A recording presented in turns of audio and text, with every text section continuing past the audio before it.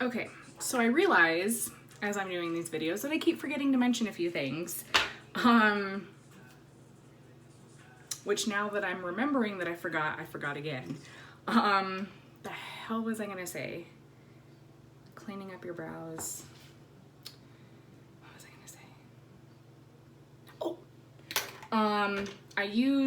you don't have to use this. I don't always use it. This is from E.l.f. It's like a clear, one side is supposed to be for your brows, the other side is supposed to be for your lashes. It's like a clear, I don't know, it's just like a clear gel, and it's to help kind of keep things in place.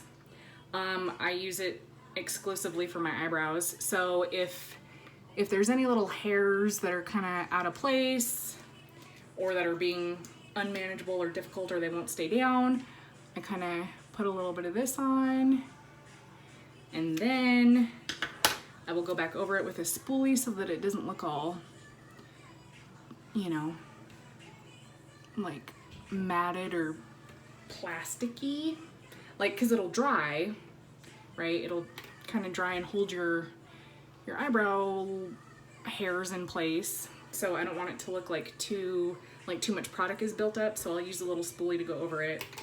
This is like only $2, so definitely recommend it.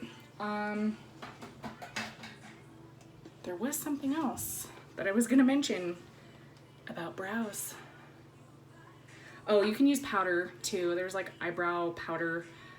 Honestly, I've used it all. I have used it all, and the best that I like is the gel or the mousse kind of based ones, and so far I really like Anastasia Beverly Hills. Her dip brow pomade the best. I've tried one of her pencils and I didn't like it. Yeah. There was something else I was gonna say. I don't know. I guess as far as like trimming your brows goes, I don't know, I guess I could tell you guys. Chris took my scissors. I had a little pair of scissors that I keep with my makeup, and Chris got into them. Basically, as a rule of thumb, if you're gonna pluck your eyebrows, you go up from your nostril, and it should kind of line with the corner of your eye. Pluck anything beyond that point. For the arch, you go out from the corner of your nose to where your arch is.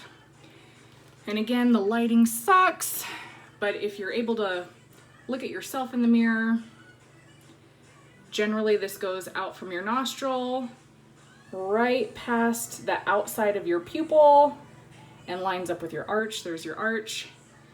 And then from the end of your nose to the corner of your eye is where it should end. So anything from here on you pluck, anything from here on you pluck. That's just where your arch placement is. Don't pluck your damn eyebrows too thin. Oh, that's what I was gonna say. Don't pluck them too thin. And remember, your brows are sisters, not twins. They are not twins. If you get them too perfectly identical looking, you can potentially look really freaking phony. So don't stress about getting them perfect.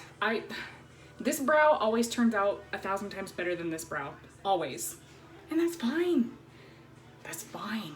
As long as they're both relatively the same size and same shape, who cares? It looks good, it's fine. So there you go, there's my little trick, tip, secret. They're sisters, not twins. And don't pluck them too flippin' thin. Just get all the little scragglies. Just the scragglies. And then if you have scissors, oh my God, it's getting hot in here again. If you have scissors, take your spoolie. I already put the gel on that. I'll do this side, I didn't do it on this side. You would comb up, and then you would line the blade of your scissor like with the top line of your brow. So you would cut those little guys that are sticking up. And then you can do the same coming down. I generally don't do the underside because then I wind up going bald. but it's the same concept. You would line up the blade of your scissor with the underside of your brow and cut these little scragglies. Boom, there's your brows. All right, so now for eyeshadow. I haven't even grabbed my eyeshadow palette. I have so many eyeshadow palettes. I think I'm gonna get out my Juvia's Place one because I really like them. And yeah, okay. Well, I'll get this one out and then hang on. Whoa. Okay, so usually when I do eyeshadow, I tend to get a color or two from various different palettes. Just because, yeah. I'm trying to find my other brush. Oh, right in front of me. So this is Covergirl. This is Coffee Shop, number 260. As you can tell, I use that, at least that color and that color, quite a bit. I have Juvia's Place, the Warrior 2 palette. These are very neutral matte colors. The Warrior 1 palette, I don't have yet, is like this, but shimmers. A nice thing about Juvia's Place is I am like 99.8% sure that it is Black female owned, so I appreciate supporting businesses like that. As far as eyeshadow goes, it kind of depends on how fancy of a look you're going for. Obviously, the more fancier, the more you're gonna have to do. For something just basic everyday, I don't stress that much. But yeah, so I figured I would just show you guys like a basic everyday kind of look. If you do want to go fancier, I generally don't do this unless I am doing a really fancy look, but you can use some Scotch tape and you can line it basically kind of like how you did your eyebrows. Boop. Stick down some Scotch tape, and then that way your eyeshadow only goes to this point and it'll create a nice clean line when you take it off. And then that clean line from your eyeshadow can also act as a guide for where to put your winged liner, but you don't have to do that. I generally don't. Just a suggestion. So all right. I guess I usually start with like the highlight, like right underneath my brow bone. I'll take a brush like this, right? And you want to do like the lightest color that you're gonna use should be your highlight for your brow bone. So I usually go in with a white, this is like a shimmery white from this Coffee Shop palette. I usually go in with like a shimmer. This is like a really light, like it's not white, it's very neutral looking. It just gives a little bit of a shimmer to help kind of make that pop. And I basically just start in the middle, right here at the arch, and kind of blend out, kind of come forward a little bit, kind of come down a little bit.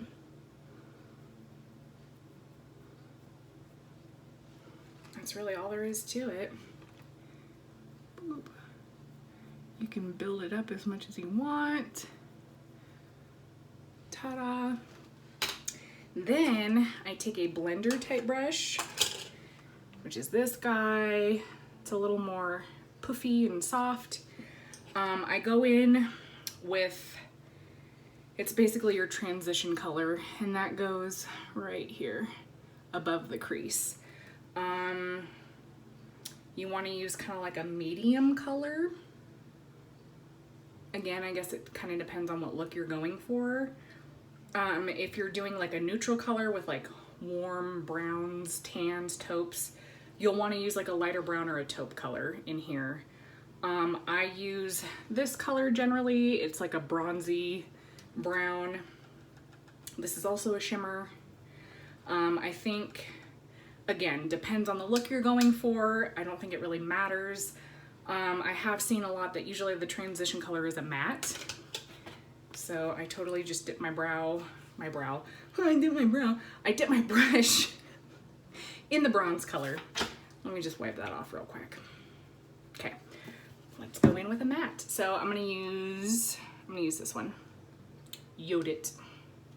Boop. Tap off any excess, and then you're just gonna kind of be like a window wiper, window shield wiper, or whatever, and just back and forth. So you basically start at the corner of your eye and back and forth from corner to corner, corner to corner, corner to corner.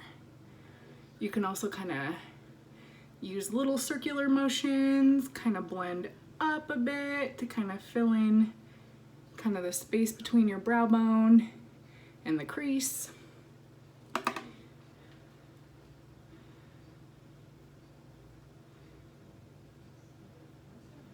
You can build up the color by keep going over it.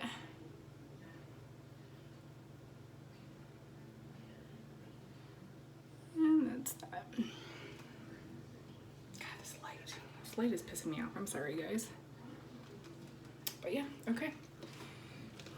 So then you want to come in with a darker color for the crease.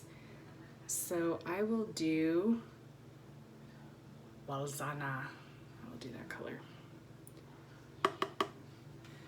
And this, this is a, I don't know, I want to say this is all,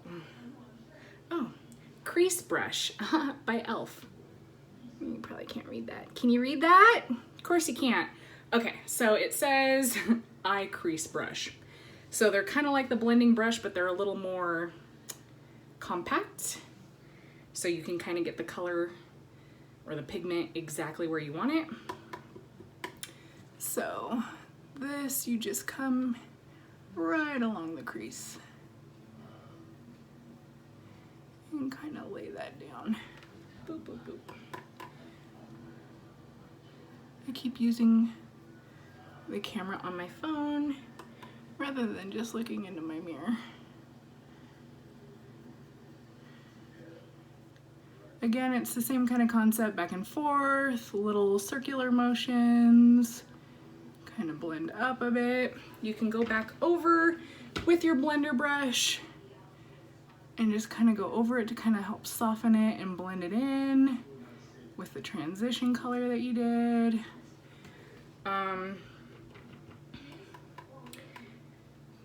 Yeah.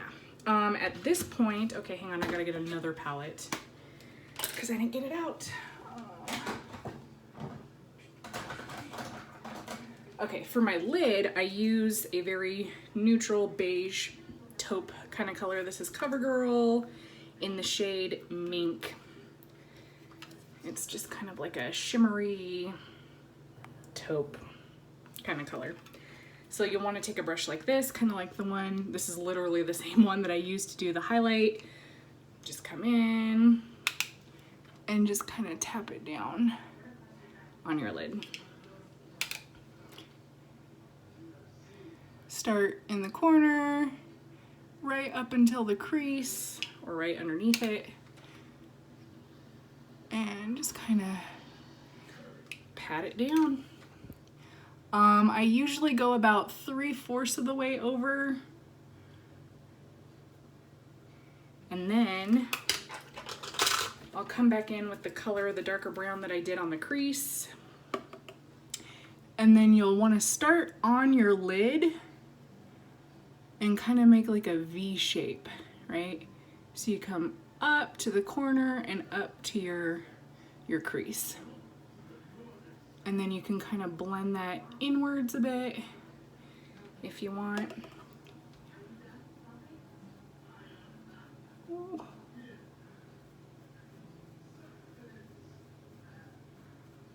Just keep blending, blending, blending. And go back over it with the blender brush, kind of soften it up. And ta-da, that's pretty much all I do. I don't really bother with the bottom, but if you were to put shadow on the underside, again, I think it just kind of depends on the look you're going for.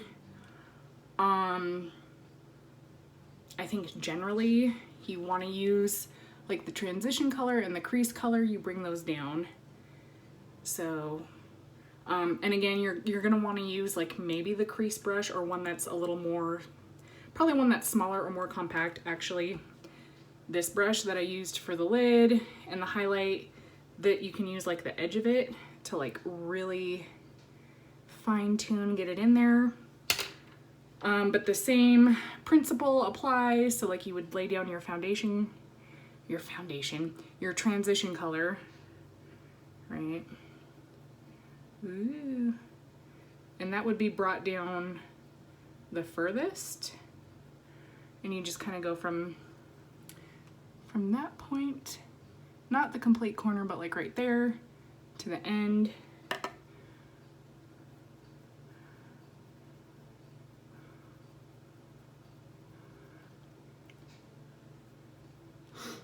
Blend, blend, blend. The key is blending, really. And then with like a more finer exact brush, go in with your darker crease color and kind of go just line right below the water line.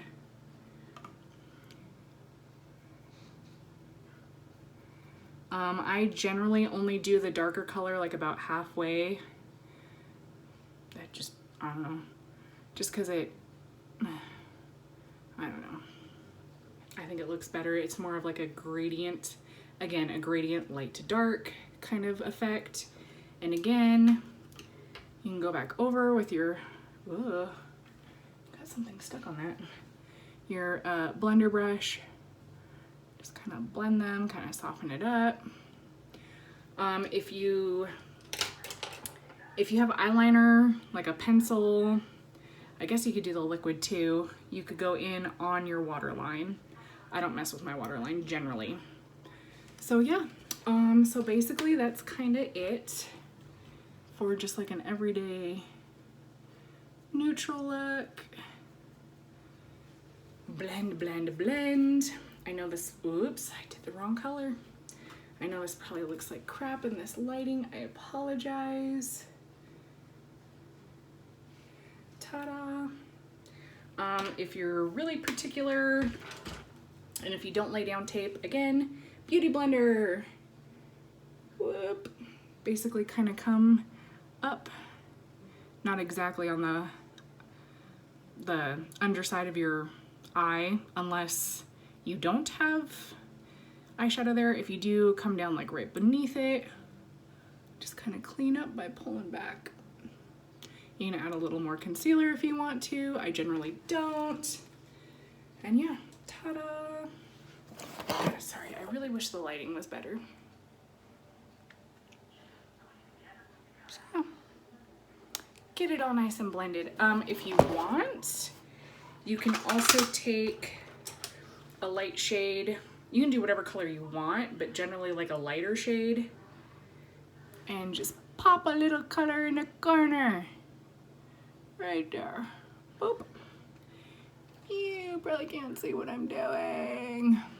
Boop. I just realized that I didn't put any like eyeshadow primer on because I generally don't use it.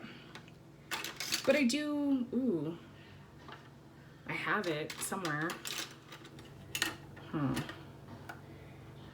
But now I'm not finding it. Okay, I know I had eyeshadow primer. You can put eyeshadow primer on first. That kind of just helps keep the eyeshadow from like blending out and getting all messy throughout the day. Like, cause the color that you put in the crease has a tendency to like, just kind of, you know, as you're blinking and moving your eyes around, it'll get kind of over the lid. The eyeshadow concealer, oh, here it is, tends to prevent that from happening. So I'll use that on this side. Not that it makes a difference. Actually, I could show you. You could do like a cut crease also. Again, I generally don't do that. So there's primer. Boop, boop, boop, boop, boop, boop. Just kind of dab it on, blend it out. Definitely make sure you get on the lid and crease. I generally just use my finger to blend it out. Ta-da. If you're doing a cut crease, basically, I mean, this is kind of basically a cut crease. It's just I didn't do all the fancy little steps. So basically, you would put your transition color down, go in with your crease color, and then you would take a brush like this, like a, I don't know what this is called, sorry. Yeah, it's so old that all the markings are rubbed off. Basically just like a flat brush, put a little concealer on, and you're basically gonna go right under where your crease is and fill the lid up to the crease with concealer and blend out to kind of create like a clean line under the crease. And then you would put another color on. You can get real fancy. You can do a lighter color, a medium color, a darker color. You can like make it all gradient. You can make it all kinds of fancy. If I do a cut crease, I usually do like a gold. This is, what the hell is this? Oh, L'Oreal Infallible Eyeshadow in the shade Eternal Sunshine. And it is very gold, very, very gold. It's kind of almost like a loose powder, I guess. I don't know. But for fancier looks, or if I do cut my crease, I'll go in with like a real blingy gold and just pat that down. So yeah, if you're gonna do like a smoky eye effect, again, the key is like a transition color, so like a medium kind of color in between. And then don't, like if you're gonna do like a dark brown or a black, only do it on like, see right where that little crease is? Like kind of halfway on my lid. Just go up to that. Seriously, just lay your color, like the real dark colors down to there, and then blend in between halfway to the crease. That's kind of the trick that I learned for doing like a smoky eye effect. So right, so that's how I do my eyeshadow. I'll finish up this eye and then I'll do a video on eyeliner.